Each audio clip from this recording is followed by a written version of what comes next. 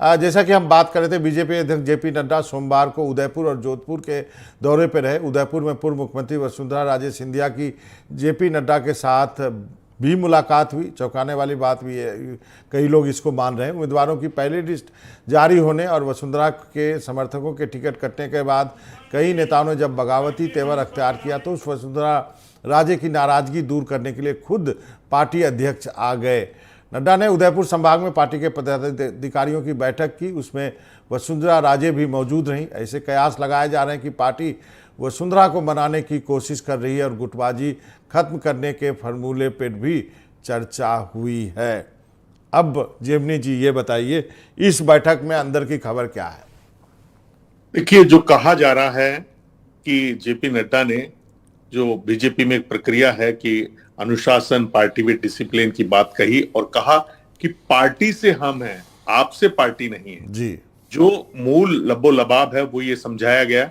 और जिस तरीके से अनीता गुजर जो नगर से चुनाव लड़ रही है, उन्होंने साफ कहा कि मुझसे कहा गया कि भाई किसी आरएसएस के वरिष्ठ व्यक्ति ने कि भाई साहब ने कहा कि आप गलत खेमे में हैं, इसलिए मेरा टिकट काटा गया है। तो क्या मैं पूर्व मुख्यमंत्री वसुंधरा राजे के साथ हूं, उसका मुझे दंड दिया गया है। अगर राजपाल सिंह शेखावत की बात कर लें तो राजपाल सिंह शेखावत आज की तारीख में वसुंधरा राजे जी के सबसे नजदीक है, उनका टिकट कटा है। और कहीं न कहीं जो भाजपा में परंपरा नहीं है, आज तक नहीं रही है कि काडर बेस्ड पार्टी में इस तरीके से विरोध हो।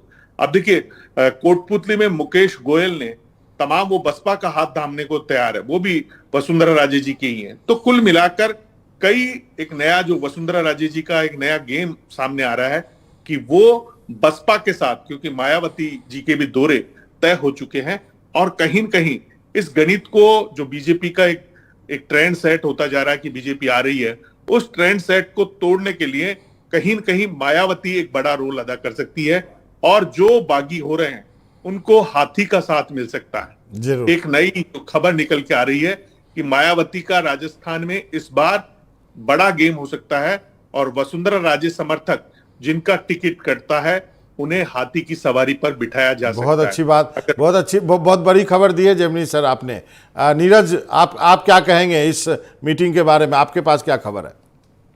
देखिए, वसुंधरा राजे से कहीं ना कहीं जो नाराजगी थी, जो उन्होंने कहा था स्थानीय नेताओं को तवज्जो दी जानी चाहिए, मेल मुलाकात का दौर किया गया है। वसुंधरा राजे से उनका एक पर्सनल क्या फीडबैक है वो लिया गया है और किस तरीके से जो नाराजगी पहली सूची के अंदर टिकटों को लेकर के उसको दूर करने और अगली सूची के अंदर, क्योंकि खुद वसुंधरा राजे का भी टिकट फाइनल किया जाना है, तो मैडम से पूछ करके ही उनका टिकट जो है वो फाइनल होगा कि कहाँ से चुनाव लड़ना है। उनकी सीट जो है झालावाड़ के झालरापाटन से है और दूसरा धौलपुर की भी वो महारानी कहलाती हैं और पूर्व में एक बार वहां से भी चुनाव लड़ चुकी हैं। तो वसुंधरा राजे खुद तय करेंगे उनको कहां से लड़ना है। तो पूरा फीडबैक उनसे लिया गया। मेवाड़ के जो वरिष्ठ नेता हैं उनसे पूरा फीडबैक लिया गया कि स्थानीय कौन से ऐसे नेता हैं, कार्यकर्ता हैं जिनको टिकट दिया जाना है। जहां तक की बात अन्य दलों की है तो ऐसे बहुत सारे दल हैं जो कि ताल ठोक रहे हैं। दक्षिण राजस्थान के अंदर बीटीपी जैसी जो पार्टी है ये अपना एक बड़ा स्टैंड यहाँ पर रखने वाली है। पिछली बार भी 2 विधायक जीत करके आए थे और अब टिकटों की घोषणा जो है वहां से की जा रही है। इसके साथ ही आम आदमी पार्टी, आरएलपी पार्टी, जरूर हम इन छोटी पार्टियों पर अलग से एक चर्चा करेंगे।